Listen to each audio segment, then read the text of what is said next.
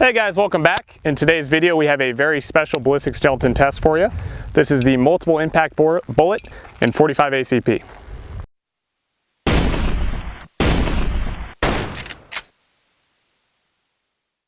So what we have here is the multiple impact bullet in 45 ACP. It's a very interesting design and we're going to see if it works out today. Basically you have the base of the round in the center there, and then 3 pieces of lead are connected by 3 separate tethers.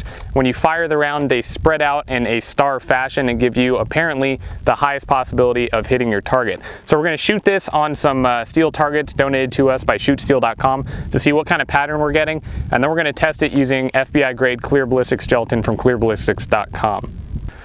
Alright, so we're going to be using our Springfield 1911 and 45 ACP to see what kind of pattern we're getting on that shoot steel target.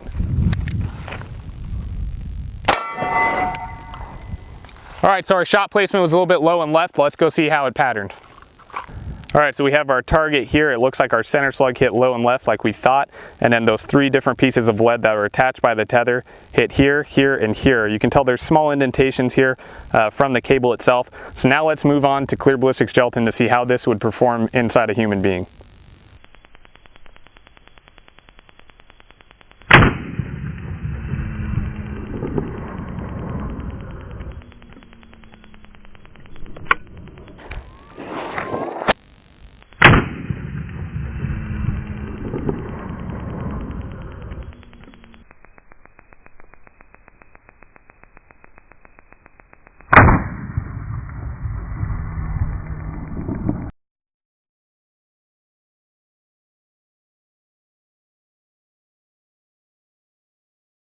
Okay guys, so we had some very interesting results with our multiple impact bullet here. We fired our first shot from 10 feet. As you can tell, the center slug made it all the way out to here. This is the 12-inch mark.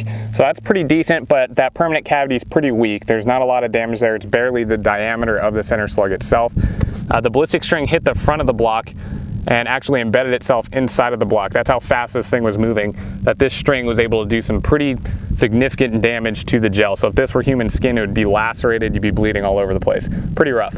We fired a few more shots. We were having a lot of trouble with accuracy, so we moved into the 7-foot mark. We had one that skimmed the top of the block here. Most of our shots were left.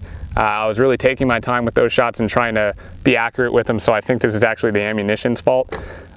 We had one of these side pieces, these petals of the bullet, enter the ballistics gelatin, and what it looked like happened actually was as the center slug hit the ballistics gelatin, that petal had spread out. The ballistics gelatin might have jumped and that petal got wrapped around and thrown in underneath from the ballistic string. Now we're gonna have to check the high speed to confirm that, but we don't see any permanent cavity left by that petal entering the gel except at the bottom, so that must be what happened.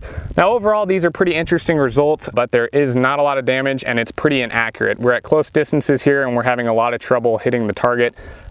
Overall, it's not something I would necessarily recommend for home defense or self-defense use just because of its inaccuracies, and it doesn't really do a lot of damage to the ballistics gelatin. Now, with that said, on our channel we do test a lot of very interesting ammunition types and designs, and we really appreciate those, and we appreciate people going that extra mile to make something wacky and crazy, because once every 20 years something like that will work and it will revolutionize the defense industry. So we really enjoy testing this stuff. Thanks to Multiple Impact Bullet for sending us this ammunition to test. Again, it was really fun, very interesting concept. I hope you guys enjoyed the video. If you did, don't forget to like, share, and subscribe. Have a nice day, guys.